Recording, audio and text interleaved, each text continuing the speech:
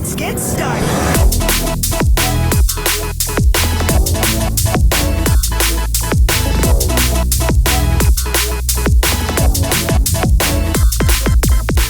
Hello, everyone, and welcome back to FusionLore, the podcast where we dive deep into the lore of FusionFall, exploring every mission 30 minutes at a time, trying to piece together the story and uncover what's really going on. I'm Magic, also known as the Magical Dealer, and as always, I'm joined by my co-host, Matt, also known as Artis. How you doing? What's up, guys? And in today's episode, we're going over the level 9 missions, from Gooey Traps to robots from the future to a rubber duck. There sure was a lot of stuff that happened in this mission line. Matt, what do you want to talk about first? Well, specifically, I want to start off with the Gooey Traps because I had an interesting thought process going on earlier. Okay, what mission are we talking about? I believe it was, let me see, where did I write it? All right, there we go. It is Gooey Junk Part 2. Okay. Coop's mission. All right. And so Fuse's terrafusing efforts are going crazy, and they planted Gooey Traps throughout the junkyard. Mm-hmm. It's interfering with Coop's ability to nap and stuff, of course, right? But very crucial. I had an interesting Coop snaps. Very crucial. Very crucial. I had an interesting thought line where I believed, based on the frequency that we get these Gooey Trap missions, and I may have been talked about before, but it really didn't strike me before until now. But during the mission line, after we've diffused all the Gooey Traps, we bring them to the containment unit near the ending for the SACT agent to get rid of them. Mm-hmm. So in my head, I believe SACT is there to help handling the excess of fusion matter within infected zones, so that way the infected zones don't spiral out of control. So you think SACT is taking care of the management of the infected zones? Yes. I can get behind that. I mean, SACT is who you report to when you do the FusionFall races, which the lore behind the races, which we have not talked about the races whatsoever. So I guess this is as good a time as any. The lore behind the races in FusionFall is that we're collecting spores from terrafusers before they become full-blown terrafusers. See, that makes a lot of sense. And then we go turn those spores into the SACT agent, into their containment thing. Okay. But the thing I wanted to talk about concerning Gooey Traps was, like, terrafusers land. Are the terrafusers not what's causing the corruption? Why does Fuse need to set off bombs full of fusion matter to further corrupt? Are the terrafusers not doing that already? Are they not doing that well enough? Why do they have to be in a bomb in the first place? Can he not just, like, throw fusion matter down directly? I think the spores, so I think it goes hand in hand. So but the terrafusers that are on the ground and everything, I think we've referenced in an earlier episode that we believe that they are making and creating more fusions based on the area that they're in. Yes. And I think the Gooey Traps are just Fuse's way of trying to dishevel the current standing of the infected zone, in a sense, right? Wait, well, do we have card confirmation that what's inside a Gooey Trap is just fusion matter, or is it that Gooey Traps are full of terrafuser spores, and that's what we're stopping?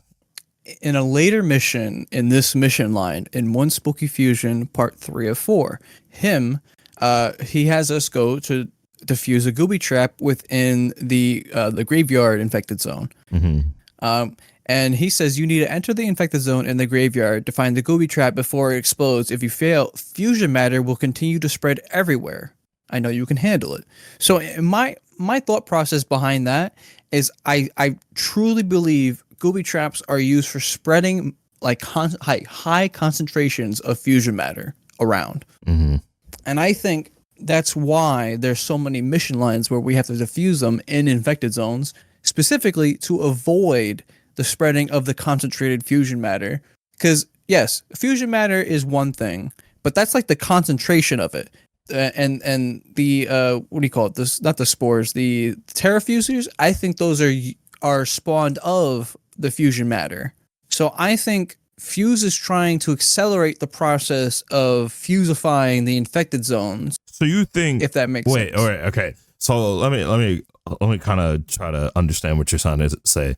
You think that a fusion Terrafuser cannot grow unless there is fusion matter present. Like a seed is planted, but it does not become a full Terrafuser unless there is an adequate amount of fusion matter in that area. I think it works. I think they work hand in hand in a sense where, you can't create fusion monsters without fusion matter, right? Right. Fusion matter is constantly produced by Terrafusers, but Fuse has a control of how much he can put into an area. And when there's enough fusion matter in an area, Terrafusers will begin to create, and then they'll multiply, kind of like a plant in a sense. Mm-hmm. So once there's enough concentration of fusion matter in an area, Terrafusers will begin to show up. Then monsters will begin to show up, and the monsters in that area are in charge of allowing the Terrafusers to spread more spores to then create more Terrafusers and spread the fusion matter. I can get behind that. I can get behind that. Because I'm not gonna lie, like you got to think about it like in a sense of where we're okay. Every single from what we've seen so far, every single fusion related area, like infected zones and stuff like that, there's always Gooey Traps within them, and they're always prime locations, and they're important locations to the story and characters of the area. Mm-hmm. So I think Fuse is trying to overtake those areas because he failed to do so in the past because there was resilience, obviously. But you got to also think about the fact that most areas that are completely overrun with fusion matter, especially in the oceans, can you imagine how much fusion matter is actually in some oceans? I can't even like begin to try to think about it. Yeah, no, but my whole thing is that Fuse is. Or maybe he's getting someone to do it, but at the end of the day, it's his goal. Actually, that spirals into another topic that we were talking about Larry 3000's mission. But I cannot wait to talk about Larry.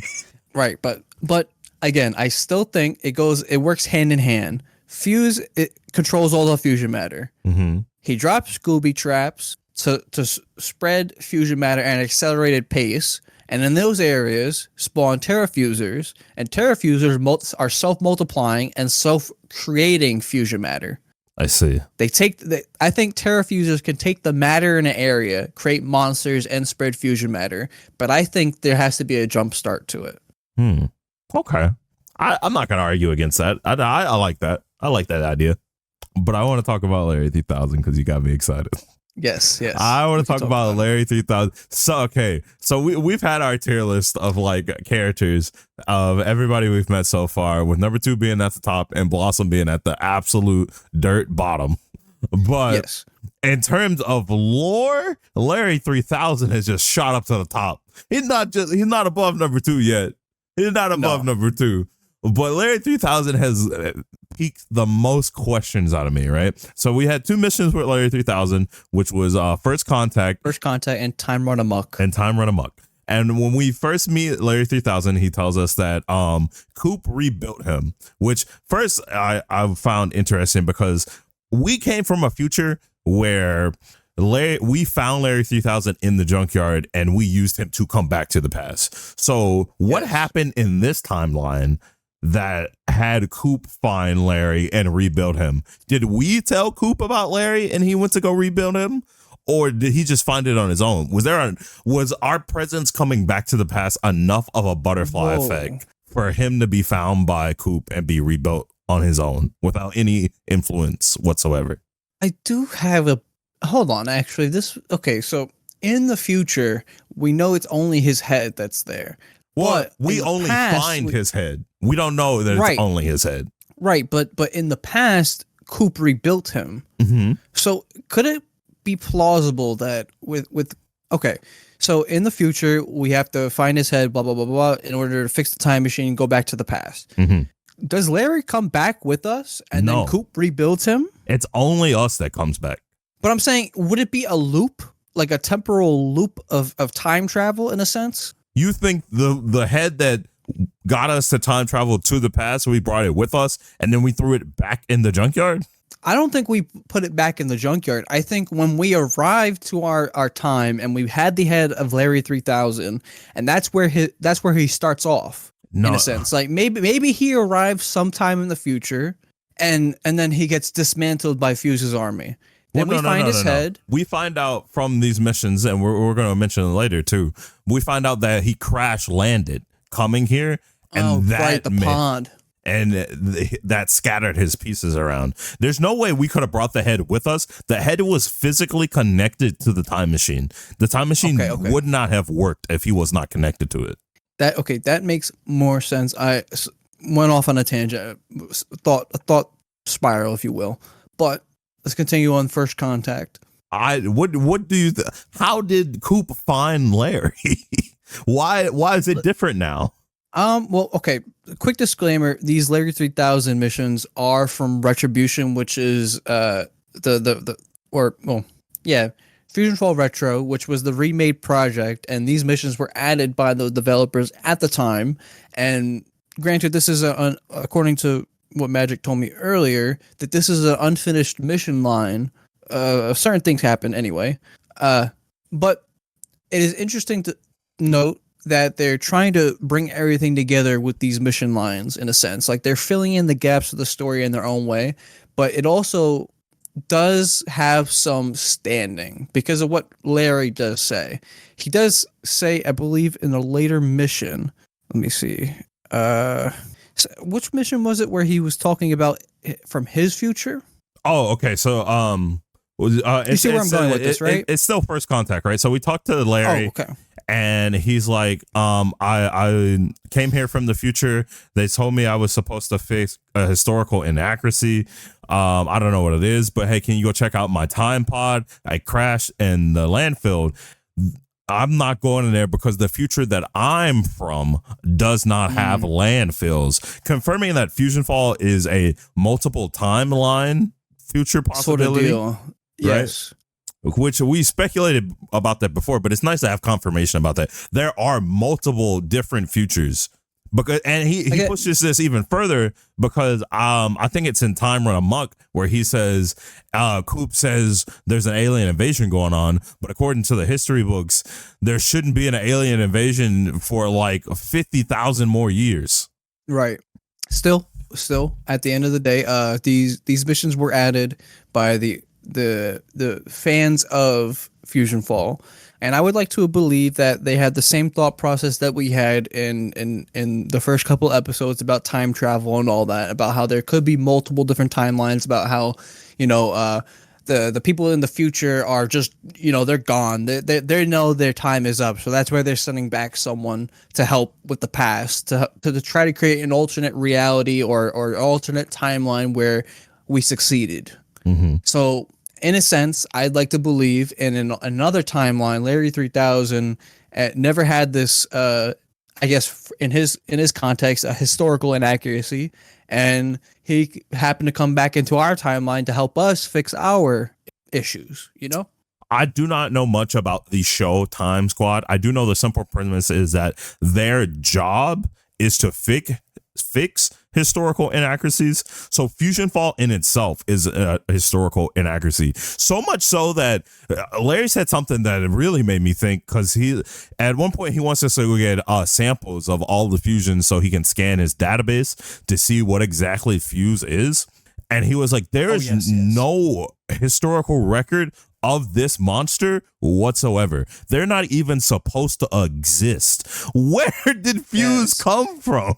No one knows. No one knows where Fuse came from. That's where I was leaning towards from what I talked earlier in regards to the Gooey Traps, at least. Like, Fuse is one creature in itself. So all creatures share his same mentality. Fusion, all NPC fusions, which is like crazy to think about, right? So Larry, I know what you're talking about, because you were saying when we bring this stuff back to Larry says they all have the identical energy signature, saying that they're all linked to Fuse, right? But still, and I think we've had a mission before where it said they had a hive mind or something, or maybe we haven't had it yet. and we'll have it. But something, we speculated that they all have a hive mind. But what's interesting about that is that we've talked at length before about how NPC fusions, character fusions, take on characteristics of the character they're mimicking. So okay, even though they have a hive mind, they still have personality traits. I think that's the influence of the personal item. And that's why we're able to create nanos at a miniature scale of what our heroes would be in a nano form. And the only reason that they exist as fusions is because they have that personality trait in a sense. So that's why there's a lot of that's why it spawns, like fusion spawns, they're just a glob, right? They do the same thing. Sure, there's some variations to them, but they don't have much, there's no spice to them, right? But any other mob that you encounter in the areas that you encounter them, they're prevalent in the areas that they're from, and they take on traits of the area that they're from. Especially in the Junkyard, you have literally dinosaur what are they called? Junkosaurus Rexes. Junkosaurus Rexes, okay, sure, ferocious junk in a sense, whatever.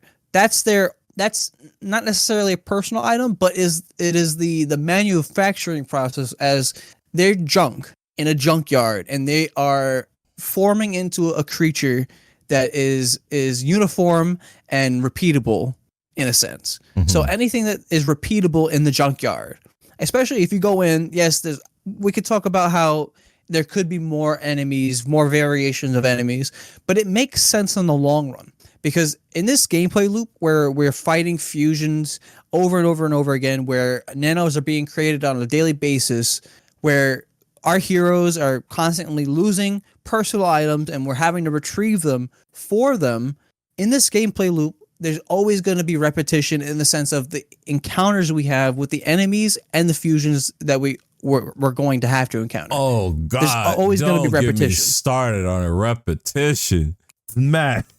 Yes, but okay. No, because but it makes sense. It was these missions that made me realize. I said it to you multiple times while we were playing. Never in my entire time of playing FusionFall did I realize how many food-related missions there are in this game. I don't know. Stealing the personal item is one thing. We've understand that you need the personal item to make a nano or maybe a fusion. That's not confirmed yet, but fusions keep taking personal items. Why are there so many missions where fusions take food? They're constantly taking people's food. But that goes into what we were just saying, how the personal items have influence on the fusion matter and the form that they take and the personalities that they take on within certain contexts. Within certain contexts, because we do. What is it? Hanging with the Coopster? No, it's not hanging with the Coopster. It is hanging with the Coopster Part 3. I was actually going to reference that. You said there's so many. You said, why is there so many food missions? But in the mission line that we're going through, and especially with number 2 in the later mission line, they both say, "Are you hungry?" So. Just off of that baseline alone, and the fact that there has been so many food-related missions, I'm thinking to myself, is there food shortages in FusionFall? No way. Maybe food shortages. No, hear me out. Why else is Fusion Mayor trying to corrupt? Yeah, sure, we could knock it up to his personality just wanting a pickle, right?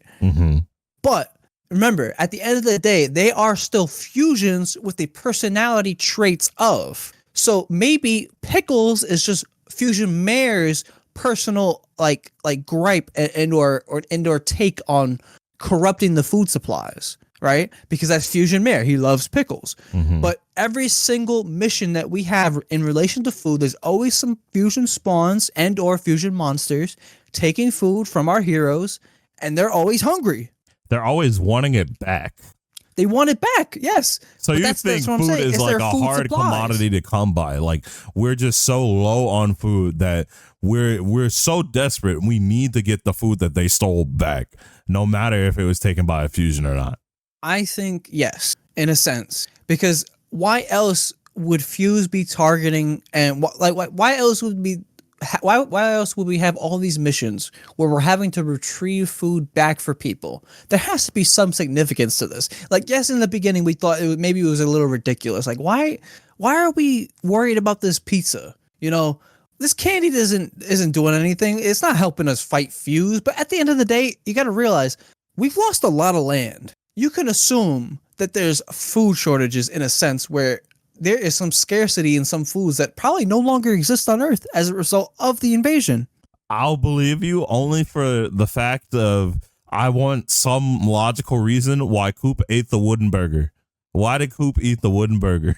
We did a mission for Coop where we go talk to the Cankers because we've mentioned it before. The Cankers built a giant fake burger because they wanted to sneak into the cul-de-sac and they were going to do it inside a Trojan burger. And Coop was like, bring a piece of that over here.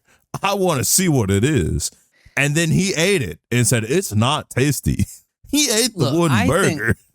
Look, I think with that, because at least in that context, it's hanging with the Coopster part 2 of 3 that we did, where he literally ate the piece of burger from the wooden burger house or whatever. So I think in that context, at least, he was so hungry at that point that he was looking over there in Flush Parks and he said, yo, that's a big burger. I need someone to give me a piece of that. So he sent us over, grabbed a piece over. He's like, oh, shit. I can't. It's wood. I can't. And then in Hanging with the Coopster part 3, he's like, you know what? I think I got some queso and chips, but the Fusions took my queso. Can you help me get it back? Queso he was keeping in the junkyard. Not only was he keeping it in the junkyard, queso that he was keeping in the junkyard that's infected with alien toxic matter. Listen. All right. Okay. It's no surprise though, regardless of my theory behind the food shortages and all that, in extra large fusion, we could agree that at least with number 2 and Coop, they're kind of one and the same being in a way. Just like you said earlier. I think, okay, so I think Coop is what number 2, or maybe I should say number 2 is what Coop could be, potentially be. I like to say Coop is number 2 without the motivation, because Coop, he did put together Larry 3000, an advanced, complicated robot from the future. He did that on his own. And number 2 is upgraded Megas. He upgraded Megas. That's kind of amazing. Yet here Coop is worrying about wooden burgers, rancid cheese, and us returning a DVD he got from a DVD store because he didn't want it to be late. Listen, in the same line of token, yes, he's worried about the DVD, but he's still that hungry man, just like number 2. Look, smart people gotta eat. Hey, right? Look, I'm not saying they don't gotta brain. eat. I'm not saying they don't gotta eat, but I'm saying at the same time, number 2 still remains on top. Still, what is it? What mission is it? What's the name of the mission? Extra large fusion. Extra large fusion. We start that mission, and Coop is like, number 2 was doing his aerial searches and discovered a bunch of fusions. You got to go take care of them before they destroy the cul-de-sac. Number 2 still is out here saving the entire cul-de-sac, the Sector V, Pokey Oaks, Genius Grove, Peach Creek. Man is putting in work. None of these NPCs are doing as much as number 2 is to keep the world from being taken over by these aliens. He's the only person taking it this seriously. Number 2 still the GOAT, man. He's the GOAT. Coop is nowhere near that level of motivation. The man was complaining about taking a nap. He wanted us to kill fusions because they were waking him up. He's an old man. Cut him some slack. No, and then when we finished the mission, he was like, hey, do you want to come over to my house and watch a movie with me? I'm out here saving the world. No, why do you want me to stop saving? Look, I understand that we get tired and we need to sleep, but as far as we know, those aliens don't. They're doing what they're doing 24/7 all the time. They are dedicated to destroying the planet. Why do you want me to go watch a 2-hour movie with you? Coop, what are you doing? We're gonna open up number 2's boot camp, and we're gonna round out Coop. We're gonna round up Professor Utonium. Oh, I got some stuff to say about Professor Utonium too. We're gonna round up Dee. We're gonna get all these people, and we're gonna look. I need you to understand that your life is in danger. Please do something. All right, hold on. Again, in Coop's defense, let's go a little further down the line in extra large fusion. And literally, okay, everything that man does is to protect Megas. We know Megas is offline. That we can't do anything about that. But at the end of the day, Coop is unrelenting in protecting Megas from getting into Fusion's clutches. All right? Is he? Because I wrote this down in the notes, right? I had a thought, right? So we've been to the future. We've been to the future of the past that we're in right now, or a potential future, I should say. And in that future, Coop is not there. Samurai Jack is guarding Megas. So does that mean that Coop died protecting Megas, or did he run off and go somewhere else? Listen, okay. In that regard, I think Coop. Look, at the end of the day, Coop is just an old regular human. I don't think he is old. I think he's supposed to be in his early 20s or a teenager, maybe. Let me see right now. I think Coop is like our age, Matt. I don't know, man. I've never seen Megas XRL. I've seen the first episode for like 5 minutes, but I think Coop is. No, he's in his 40s. He's in his 30s. 30s to 40s, man. What the hell? He's 6'6", 300 pounds, man. Oh my God, Coop. He's an old man. Listen, okay. Now, in that regard, I can believe that maybe in his old age he lost a little bit of imagination and he lost a fight one day protecting Megas from Fuse's monsters. Because literally, hey, you made it. This is a dialogue I'm reading off that he had from one of the mission line for extra large fusion. He said, "Hey, you made it. Nice work out there. Listen, I saw some scrappers heading towards Megas. I think they had a Gooby Trap," which goes back to my theory about how Gooby Traps spread fusion matter and that they're trying to supercharge Megas with some fusion matter, at least in this context. Mm-hmm. But again, Coop is still unrelenting. All of his missions usually only regard to the Junkyard. Yeah. And protecting Megas. So far, anyway. I don't know, man. But regardless. Coop is -10, number 2. -10 aura. I'm not a fan of Coop. Look, he's trying to be like my GOAT, but he ain't ever gonna be like my GOAT. He's got potential, but he ain't realizing it.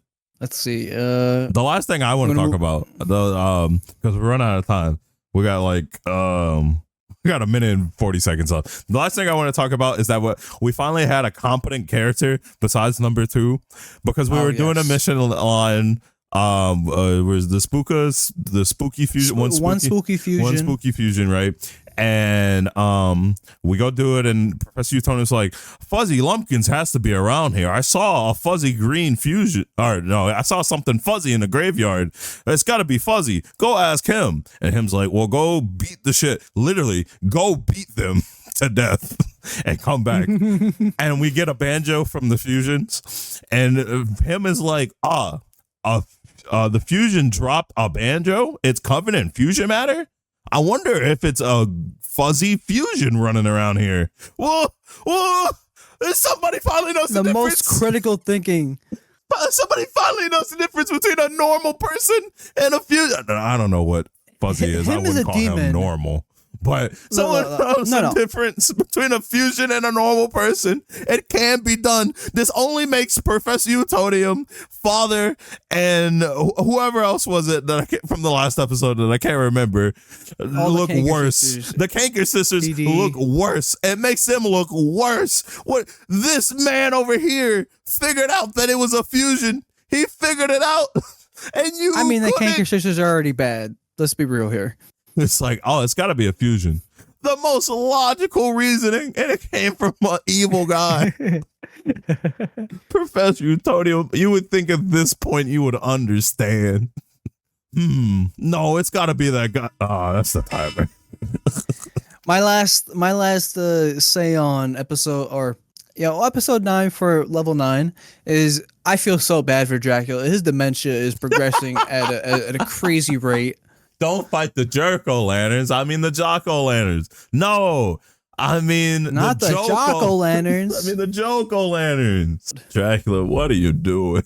We got other things. I like to believe that we're helping Dracula out of like pity. Just like, we gotta help this old man. I just feel bad, man. Well, we gotta help him. He's clearly senile at this point. He doesn't know what's going on. He's a couple of years away from living in Eternal Vistas permanently. I forgot about the graveyard being across the street. That's his retirement home. That's the funniest piece of FusionFall lore there is to me right now. Oh my god. Oh no. That's it. That's it, guys. Okay. Yeah. Respect your elders. If you want to follow us, you can find our socials down in the link below or in the show notes down below, as well as our production team, including Lucia L, Radio Wave, and Ben 10 Dog, who helps with us making the show. They make our show possible. Thank you, guys. Also, all voted individuals. Our Discord link down if you want to talk about today's episode and talk with us. We'll be in there. But until next time, he's Magic and I'm Oris. Don't eat cheese you find in a junkyard. Don't do it. Seriously, respect your elders. You don't know how much time they have before they move across the street. Think you're ready for this?